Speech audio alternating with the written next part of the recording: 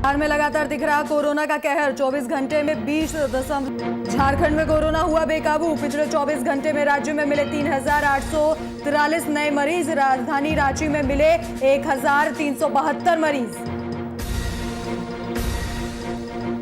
झारखंड में राजभवन तक पहुंचा कोरोना। राज्यपाल द्रौपदी मुर्मू हुई कोरोना पॉजिटिव। उन्हें मेडिका अस्पताल में करवाया गया एडमिट।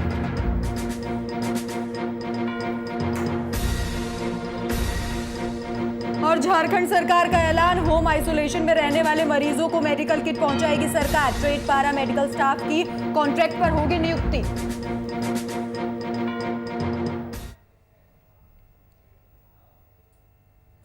नमस्कार, आप देख रहे हैं वीआईपी न्यूज और मैं हूं आपके साथ राखी लांबा। बिहार में अब कोरोना की रफ्तार बेकाबू होती दिखाई दे रही है।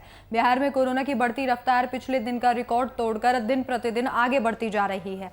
राज्य में पिछले 24 घंटे के दौरान अब तक के सबसे ज्यादा 7,870 नए मामले सामने आए हैं। इसी दौरान राज्य में 34 कोरोना संक्रमितों की मौत भी हो गई है। बीते दिन राज्य में 6,253 मामले सामने आए थे। राज्य स्वास्थ्य विभाग के एक अधिकारी ने बताया कि पिछले 24 घंटे में 1,555 लोगों की कोरोना जांच कराई गई, जिनमें से 7,870 लोग पॉजिटिव पाए गए। ये आंकड़े बताते हैं कि राज्य में कोरोना के मामले तेजी से बढ़ रहे हैं। वहीं झारखंड में कोरोना सारे रिकॉर्ड तोड़ रहा है। पिछले 24 घंटे में राज्य में 3,843 नए मामले सामने आए। इनमें से रांची के 1,372 मरीज हैं। सबसे ज्यादा 56 लोगों की मौत हो चुकी है। मृतकों में रांची के 16, पूर्वी सिंहभूम के 13, धनबाद और बोकारो के 4-4, लोहरदगा के और गोड्डा के 3-3, गिरिडीह, कोडरमा, लातेहार, साहिबगंज के 2-2 और रामगढ़, दुमका, गढ़वा,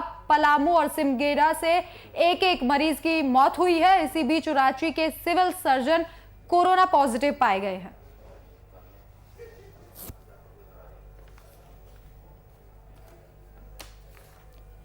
तो लगातार सरकार कोरोना को काबू करने के लिए बैठकें कर रही है, लेकिन कहीं ना कहीं प्रशासन की भी लापरवाही देखी जा रही है, क्योंकि सरकार तो सिर्फ फैसले लागू करती है। ऐसे में प्रशासन की जिम्मेदारी है कि सरकार के द्वारा दी गई गाइडलाइनों का लोगों से पालन करवाया जाए। कोरोना की गाइडलाइंस लोग जमकर धज्जियां उड़ा रहे हैं और ऐसे में प्रशासन की पूरी जिम्मेदारी बनती है कि वो लोगों को समझाए और मास्क और सोशल डिस्टेंसिंग का पालन करवाने की जिम्मेदारी पूरे तरीके से उठाई जाए।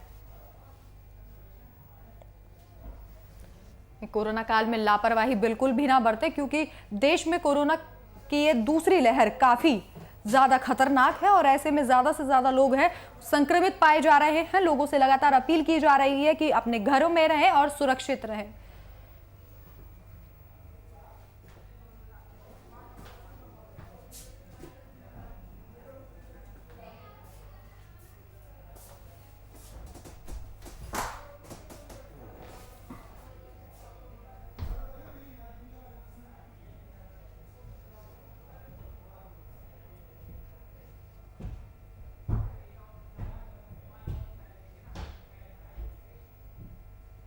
तो इसी पर चर्चा करने के लिए रांची से हमारे साथ शुभम कुमार जुड़ गए। इसी के साथ पटना से हमारे साथ कुमार गौतम जुड़ गए। सबसे पहला सवाल मेरा कुमार आपसे है, क्योंकि बिहार में कल सर्वदलीय बैठक थी और अब तमाम जिले के डीएम और जो एसपी है उनके साथ सरकार की बैठक शुरू हो गई है। तो ऐसे में क्या कुछ फैसले लिए जा सकते हैं? बिल्कुल, देखिए जिस तरीके से बिहार में कोरोना का ग्राफ तेजी से बढ़ रहा है, मरीजों की तादाद बढ़ती जा रही है, अस्पतालों में मरीजों के लिए बेड नहीं है। ऐसे में सरकार के लिए एक चिंता का विषय था कि आखिर कैसे इससे निपटा जा सके। तो इसलिए कल राज्यपाल ने सर्वदलीय बैठक बुलाई थी, जिसमें सत्ता पक्ष के और विपक्ष के साथ साथ तमाम जो राजनीतिक पार्टियां हैं बिहार में, उनके नेताओं के साथ एक अहम बैठक हुई। सब ने अपने अपने सुझाव दिए हैं। चूंकि बिहार इस वक्त एक संकट की स्थिति से गुजर रहा है, लिहाजा ये भी जानना बेहद जरूरी था कि जो बिहार के अंदर तमाम जो जिले हैं उनके जिलाधिकारी की राय क्या है, उनके पदाधिकारियों की राय क्या है। क्योंकि अभी तक वर्तमान स्थिति में अगर मुख्यमंत्री के कहने से सब कुछ ठीक ठाक होगा, ऐसा नहीं चलेगा, क्योंकि अब सब कुछ धरातल पे दिखेगा। इसलिए मुख्यमंत्री ने सबसे पहले सर्वदलीय बैठक में भाग लिया। उसके बाद अभी अभी मुख्यमंत्री आवास पे वीडियो कॉन्फ्रेंसिंग के जरिए मुख्यमंत्री नीतीश कुमार बिहार के सभी जिलों के जिलाधिकारी के से बात कर रहे हैं, रूबरू हो रहे हैं, इंटरेक्ट हो रहे हैं और ये पूछ भी रहे हैं कि आपके यहाँ वर्तमान में जो स्थिति है वो क्या है। यानी कि हर जिले का अपना एक रिपोर्ट तैयार होगा और इस रिपोर्ट के आधार पर अब सरकार अब एक बड़ा और कड़ा फैसला ले सकती है, जिसमें लॉकडाउन की भी संभावना है। लेकिन ये लॉकडाउन कितने दिनों तक होगा, कौन कौन से दिन इसमें शामिल होंगे, क्योंकि सप्ताह के 7 दिन लॉकडाउन कर पाना सरकार के लिए सबसे बड़ी चुनौती होगी। क्योंकि आप देखिए बिहार के अंदर एक साल पहले जो कोरोना की स्थिति थी उसमें बिहार बहुत पिछड़ गया है और पहले से पिछड़ा हुआ राज्य है। हालांकि सरकार ये दावा कर रही थी कि केंद्र सरकार और राज्य सरकार दोनों डबल इंजन की सरकार है और दोनों सरकारें स्वास्थ्य विभाग के प्रति सचेत है, कोरोना को लेकर सचेत है। लेकिन आज की इस बैठक के बाद यानी दोपहर के बाद ये पूरी तरह से साफ हो जाएगा कि बिहार में क्या कड़े निर्णय लेंगे मुख्यमंत्री नीतीश कुमार और स्वास्थ्य विभाग को लेकर के क्या कड़े फैसले लिए जा सकते हैं। कोरोना के मरीजों को लेकर के जो हाई लेवल मीटिंग है वो पहले ही कर ली गई है, यानी कि जो क्राइसिस मैनेजमेंट ग्रुप की जो बैठक है, इस बैठक के बाद ये तीसरी और सबसे महत्वपूर्ण और अंतिम बैठक होगी इन 3 दिनों में, जब मुख्यमंत्री फैसला लेंगे और फैसला दोपहर के बाद ये तय हो जाएगा कि बिहार किस तरफ बढ़ रहा है। एक तरफ लॉकडाउन की आहट है तो दूसरी तरफ मरीजों के बढ़ते आंकड़ों को रोकना। तीसरी सबसे बड़ी चुनौती है कि जो मरीज नहीं है वो उनके परिजनों द्वारा उनके अंदर की बेचैनी की वजह से जो इस वक्त ऑक्सीजन की कमी हो रही है वो सबसे ज्यादा चिंता का सबब है। आप देखिए कि एनएमसीएच के जो सुपरिटेंडेंट है उनको स्वास्थ्य विभाग के प्रधान सचिव को खत लिख करके, आवेदन लिख करके ये बताना पड़ रहा है कि अब एनएमसीएच की स्थिति ऐसी है कि जहां 100 मरीज हैं वहां 50 मात्र ऑक्सीजन है। ऐसे में 50 मरीज की जान ऑक्सीजन के अभाव में जा सकती है। कल को अगर कोई बड़ी घटना होगी तो इसके लिए उनके ऊपर कार्रवाई न हो, इसके लिए आवेदन दिया गया और उन्होंने ये भी कहा है कि उनको कार्य से मुक्त किया जाए। यानी कि अब इस बड़ी जिम्मेवारी से जो बड़े पदाधिकारी हैं वो बचने की कोशिश कर रहे हैं और अपने बड़े अधिकारियों को से आवेदन के जरिए अब अपनी जिम्मेदारियों से हटना चाहते हैं। तो ऐसे में कोई ना कोई तो ऐसा जरूर होगा जिसके ऊपर जिम्मेदारी सौंपी जाएगी, यानी अब सबकी जिम्मेदारी और सबकी जवाबदेही होगी, कोई इससे बच नहीं सकता। इसलिए इंतजार करना होगा कुछ घंटों का और कुछ घंटों के बाद यह तय हो जाएगा कि बिहार के मुख्यमंत्री क्या निर्णय लेते हैं। जी कुमार, बिल्कुल कुछ घंटों के बाद तय हो जाएगा कि बिहार के मुख्यमंत्री क्या निर्णय लेते हैं। इसी के साथ लॉकडाउन पर भी बड़ा फैसला आ सकता है। रांची से हमारे साथ शुभम जुड़े हुए हैं। शुभम, क्या कुछ स्थिति फिलहाल झारखंड में कोरोना की, क्योंकि लगातार जो मामले वो बढ़ते जा रहे हैं, सीएम भी लगातार बैठक कर रहे हैं, लेकिन कहीं ना कहीं सरकार के साथ साथ आम लोगों की भी ये जिम्मेदारी है कि कोरोना की गाइडलाइंस का पालन करें ताकि जो कोरोना की संक्रमण है इसे तोड़ा जा सके। बिल्कुल राखी, जिस तरीक़ा से झारखंड में भी जो कोरोना के रफ्तार को देखने को मिला है और जिस तरीक़ा से जो बढ़ता ग्राफ है, झारखंड की राजधानी रांची की बात करें और झारखंड के तमाम जिलों की बात करें, कह सकते हैं इस बार का जो स्ट्रेन है कोरोना का वो झारखंड पर भारी पड़ता हुआ दिखाई दे रहा है और लगातार जो बढ़ते हुए आंकड़े सामने आ रहे हैं उससे कहीं ना कहीं एक चिंताजनक स्थिति ज़रूर उत्पन्न हो रही है। और लगातार राज्य की जनता भी कह सकते हैं कोरोना के बढ़ते आंकड़ों को देखते हुए कह सकते हैं अब डर का माहौल राज्य की जनता के मन में भी बना हुआ है। इसी वजह से तमाम राजधानी रांची की सड़कें सन्नाटा में तब्दील हो चुकी हैं और लगातार सरकार बैठकें कर रही है, कोरोना पर मंथन जारी है। मुख्यमंत्री हेमंत सोरेन लगातार कोरोना पर मंथन कर रहे हैं और विचार विमर्श कर रहे हैं कैसे परिस्थितियों को कंट्रोल में लाया जाए, क्योंकि झारखंड में अभी की जो मौजूदा स्थिति है वो कह सकते हैं परिस्थितियों से बाहर है और जिस तरीका से हाथ आउट ऑफ कंट्रोल स्थिति देखने को मिल रही है आए दिन। अगर मैं आंकड़ों की बात करूं तो राजधानी रांची में महज 1410 का आंकड़ा पार कर चुका है। तो आप समझ सकते हैं लगातार होली के बाद से और आज कह सकते हैं 18 तारीख है और जिससे लगातार देखने को मिल रहा है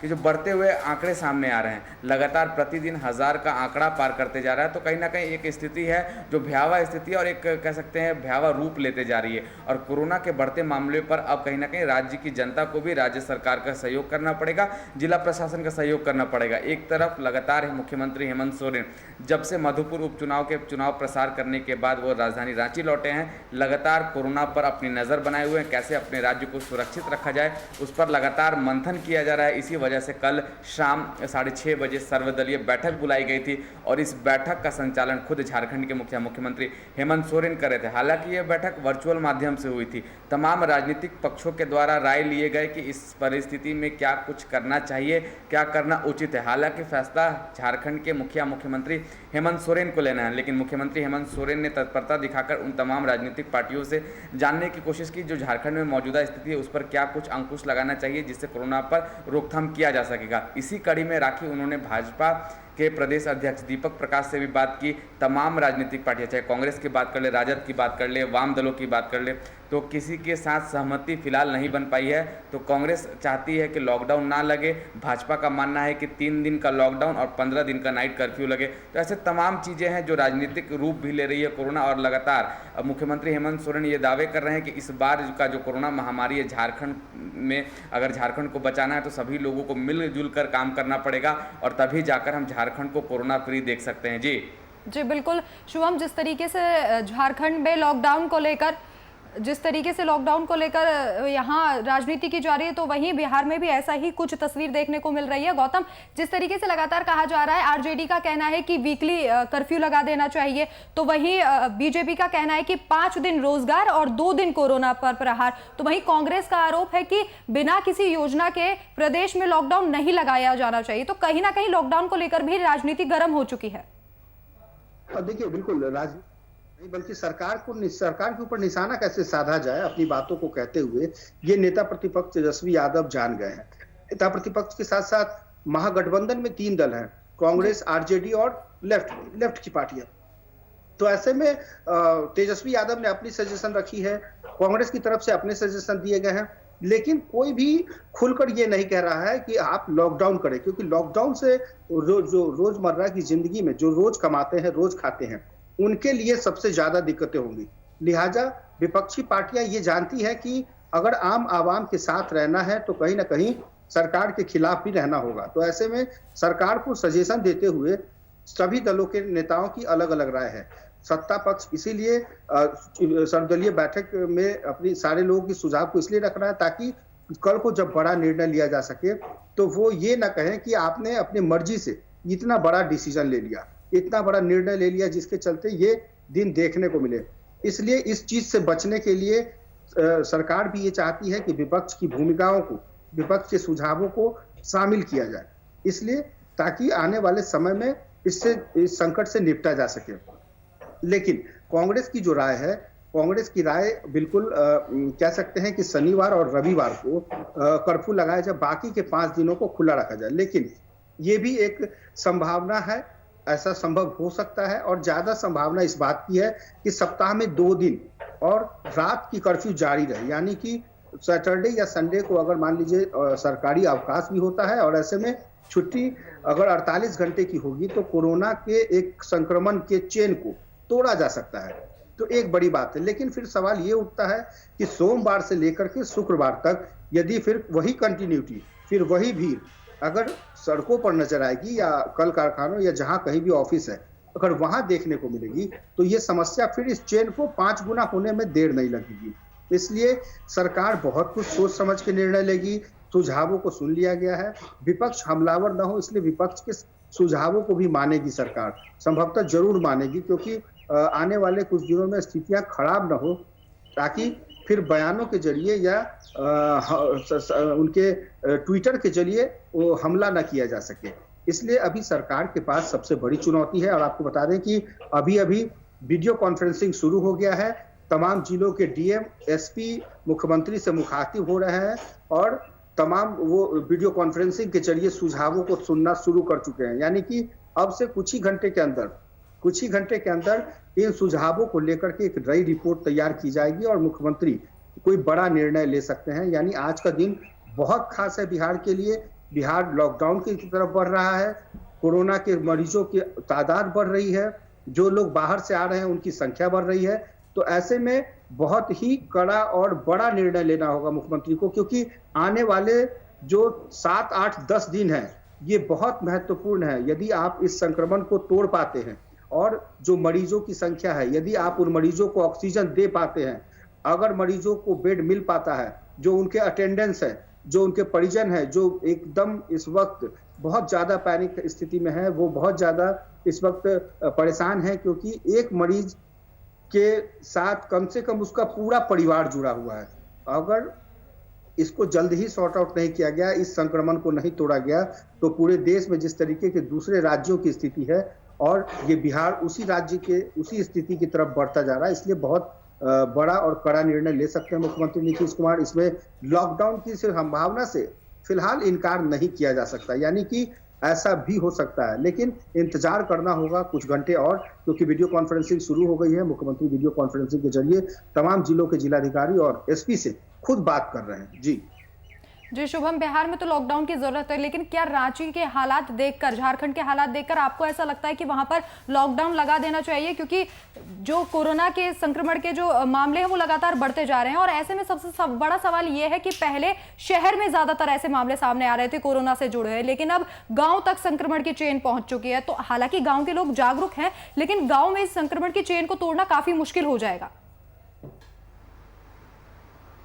बिल्कुल राखी, आपको पता होगा जिस तरीक़ा से जो रफ्तार बढ़ी है कोरोना को लेकर के, चाहे वो पूरे राज्य की बात करें चाहे वो पूरे देश की बात करें, शायद इसी वजह से प्रधानमंत्री से लेकर मुख्यमंत्री तक लगातार समीक्षाएं कर रहे हैं कोरोना को लेकर के, और कोरोना से निपटने के लिए तमाम तैयारियां की जा रही है। लेकिन अगर राजधानी रांची की बात करूं, झारखंड के परिप्रेक्ष्य में बात करता हूं, तो जो मौजूदा स्थिति है, परिस्थितियां बद से बदतर होते जा रही हैं।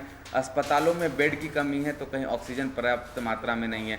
लोग दर दर की ठोकरें खा रहे हैं अपने परिजनों को लेकर। जो भी व्यक्ति कोरोना संक्रमित हैं उन्हें लेकर लोग अस्पताल के 8-8, 9-9 घंटे चक्कर लगा रहे हैं। तो आप समझ सकती होंगी परिस्थितियों का जो दृश्य मैं आपको बयां कर रहा हूं, उसका आकलन आप अगर लगाएंगी तो आप समझ सकती हैं कि झारखंड में जो परिस्थितियां हैं कोरोना को लेकर वो बद से बदतर होती जा रही है। अगर लॉकडाउन की बात कही राखी आपने, तो मैं आपको बता दूं, झारखंड राजधानी रांची के अधिकतर व्यापारी वर्ग के लोग, जो आपको याद होगा 2020 में व्यापारी वर्ग के लोग लॉकडाउन का विरोध कर रहे थे, जब झारखंड में सबसे कम केसेस थे। अगर तमाम राज्यों की तुलना करें तो झारखंड में सबसे कम केसेस थे। लेकिन जो बढ़ते हुए कोरोना संक्रमित के आंकड़े हैं और जो भयावह स्थिति देखने को मिल रही है राजधानी रांची में, व्यापारी वर्ग के लोग डरे सहमे हैं। राजधानी रांची की जनता डरी सहमी है। इसी वजह से राज्य की जनता हेमंत सरकार से लगातार गुहार लगा रही है कि सरकार इस बार लॉकडाउन लगा दे, नहीं तो परिस्थितियां हाथ से निकलती हुई नजर आएगी। और महज 15 से 20 दिनों का लॉकडाउन लगाने की मांग लगातार व्यापारी संघ की ओर से किया जा रहा है। ऐसे भी तमाम लोग हैं, खुद जो सत्ताधारी पार्टी झामुमो हैं उनके महासचिव सुप्रियो भट्टाचार्य भी ने कहा कि 15 दिनों का लॉकडाउन लगाना अनिवार्य है झारखंड में। लेकिन मुख्यमंत्री हेमंत सोरेन ने साफ तौर पर कल सर्वदलीय बैठक में कह दिया है, अभी तमाम परिस्थितियों का जायजा लिया जाएगा, परिस्थितियों का आकलन किया जाएगा, उसके बाद सबके सहमति से एक ठोस निर्णय लिया जाएगा कि कोरोना पर कैसे रोकथाम किया जा सके। लेकिन सवाल यह है कि अगर गांव और ग्रामीण क्षेत्रों में अगर कोरोना की रफ्तार ऐसे ही बढ़ते हुए देखने को मिली तो बखूबी चेन को तोड़ना बहुत बड़ी मुश्किलों का सामना हेमंत सरकार को करना पड़ सकता है। क्योंकि राखी, बीते 2 दिनों की मैं बात करूं तो जिस तरीका से हटिया स्टेशन पे जो दृश्य देखने को मिला था, तमाम प्रवासी मजदूर, जो कि जिसमें से 25 प्रवासी मजदूर कोरोना संक्रमित थे और वो भीड़ में अचानक गायब हो गए। बैरिकेड तोड़कर प्रवासी मजदूर ने, कह सकते जिला प्रशासन को धक्का कर हटा दिया और अपने अपने घरों पर चले गए। तो आप समझ सकती होंगी अगर एक व्यक्ति अगर किसी संक्रमित मरीज के कांटेक्ट में आता है तो वो कितने, ना जाने कितने लोगों को संक्रमित कर सकता है। तो झारखंड की स्थिति बहुत ही भयावह हो चुकी है। सरकार लगातार कोरोना पर मंथन कर रही है, लेकिन अब यह देखना होगा कि जब परिस्थितियां बद से बदतर होती चली जाएंगी तब सरकार निर्णय लेगी कि सरकार अविलंब निर्णय लेने वाली है। हालांकि आज रविवार का दिन है, लेकिन सोमवार को मुख्यमंत्री हेमंत सोरेन की तरफ से एक बड़ा फैसला आ सकता है झारखंड के बढ़ते संक्रमण को देखते हुए।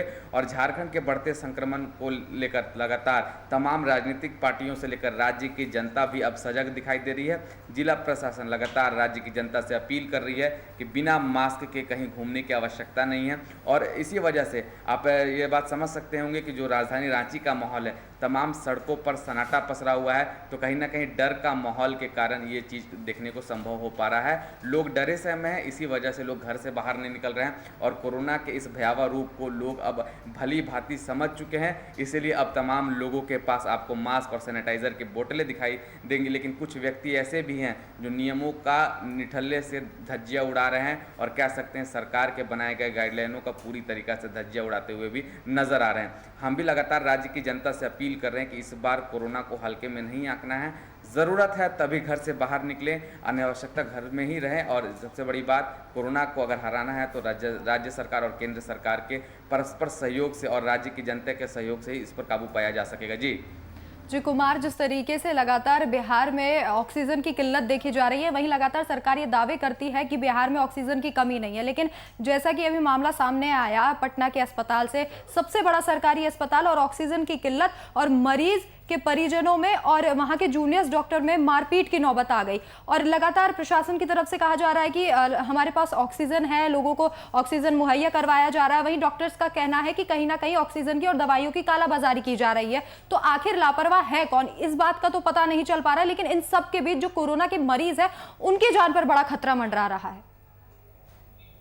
आपने ठीक कहा कि उन मरीजों को सबसे ज्यादा दिक्कतें हो रही है जो इस वक्त मरीज हैं, वाकई मरीज हैं, लेकिन जो ये अंदेशा लगा करके खबरों के माध्यम से, अखबारों के माध्यम से, या जिनको सोशल मीडिया के माध्यम से जो दवाई की समझ है या इसमें जो करना चाहिए, वो दवाई की कालाबाजारी इसलिए हो रही है कि पहले से एहतियातन 1 पत्ता 2 पत्ता हर आदमी के हिसाब से अपने घर में मान लीजिए 10 सदस्य हैं तो 10 पत्ता पहले से ले लिया, लेकिन आप जो मरीज है उसके उस तक ये दवाई नहीं पहुंच पा रही है, क्योंकि यही कालाबाजारी हो रही है कि मरीज बनने से पहले या मरीज होने से ठीक पहले अपने आप को मरीज के लिए दवाई मुहैया करा लेना। एक आम आदमी जब दुकान पे जा रहा है तो उसको आराम से दवाइयां मिल जा रही है, जबकि होना ये चाहिए कि तमाम जो दवा की दुकानें हैं वो तभी दवाई को दे जब उसने किसी डॉक्टर के प्रेस्क्रिप्शन से वो दवाई ले, लेकिन ऐसा नहीं है। इसके लिए सरकार को, स्वास्थ्य विभाग को एक नोडल पदाधिकारी की नियुक्ति करनी चाहिए, क्योंकि उसके पास दवाओं को लेकर के स्वास्थ्य विभाग के पास अपना एक आंकड़ा है। उस आंकड़े के आधार पर दवाई की किल्लत और कालाबाजारी पर रोक लगानी चाहिए। दूसरा सवाल आपका ऑक्सीजन से जुड़ा हुआ है। देखिए, पिछले 3 दिनों में ऑक्सीजन की चर्चा राजधानी पटना और पूरे 38 जिला में हो रही है, सिर्फ इसलिए क्योंकि अब दम घुटने जैसी स्थिति है, यानी कि ऑक्सीजन लेवल जिसका कम हो रहा है या जिसका किसी बीमारी के कारण भी अगर कम हो रहा है तो वो अपने डॉक्टर से सजेशन के आधार पर अगर भर्ती होता है तो उसको ऑक्सीजन दी जाती है ताकि वो ऑक्सीजन पर रहे और वो स्वस्थ हो सके। लेकिन जो बड़े लोग हैं, जिनके पास पैसे हैं, वो सिलेंडर ऑक्सीजन के साथ अपने घरों में लेकर रख रहे हैं। ऐसे लोगों को पकड़ना होगा और ऐसे सोसाइटी में के लोगों जहां से ऑक्सीजन ले रहे हैं वहां पे भी एक निगरानी करनी होगी ताकि जो जरूरतमंद मरीज हैं उनको इस वक्त ऑक्सीजन मिल सके। आप अभी देखिए, अस्पताल में ऑक्सीजन नहीं है, लेकिन कितने घरों में ऑक्सीजन पहुंच गए हैं। तो आप अंदाजा लगाइए कि सिलेंडर, जितने भी ऑक्सीजन सिलेंडर हैं, वो आज अगर दिन भर में खत्म होंगे तो कल फिर भर दिए जाएंगे, लेकिन ये स्टॉक हो जाने से घरों के अंदर ऑक्सीजन सिलेंडर है और वो तभी बाहर निकलेगा जब उनके यहाँ खत्म हो जाएगा, और ये खत्म तब होगा जब उसके यहाँ मरीज होंगे। इन चीजों को रोकना होगा और आम लोगों को समझना होगा कि यदि आप मरीज नहीं हैं, आप संक्रमण के पीड़ित नहीं हैं, तो आपको सहयोग करने की जरूरत है। आपको अफवाह फैलाने की जरूरत नहीं है और ना ही आपको कालाबाजारी करने की जरूरत है। ये वही वाली बात हो गई जब आपको याद होगा कि जब जनता कर्फ्यू लगाने की बात प्रधानमंत्री कर रहे थे तो उसकी शाम को नमक खत्म होने की अफवाह हो गई थी, और नमक जो है, जो जिसकी कीमत अगर 10 रुपए है, वो 400 और 500 रुपए किलो तक बिकी है। यानी कि इन चीजों से बचना होगा। अभी समय है अफवाहों से बचने का। अभी मरीजों के परिजनों को जितनी चीजें चाहिए वो अस्पताल प्रशासन दे सके, आम समाज के लोग उसके लिए पहल कर सके, ये पहल होनी चाहिए। लेकिन अब ऐसा लगने लगा है कि हर इंसान अपने आप को, अपने परिवार के सदस्यों को बचाने के लिए कोरोना के इस कहर में ऑक्सीजन जबरन घरों में सिलेंडर रख रहे हैं। बिल्कुल कुमार, कोरोना के इस कहर में ऑक्सीजन की बहुत ज्यादा जरूरत है और अगर ऑक्सीजन की कालाबाजारी की गई तो कहीं ना कहीं कोरोना के जो मरीज हैं उनकी जान पर खतरा मंडरा सकता है। रांची से हमारे साथ शुभम जुड़े थे और इसके साथ ही पटना से हमारे साथ थे कुमार गौतम। आप दोनों का जानकारी साझा करने के लिए बहुत बहुत धन्यवाद।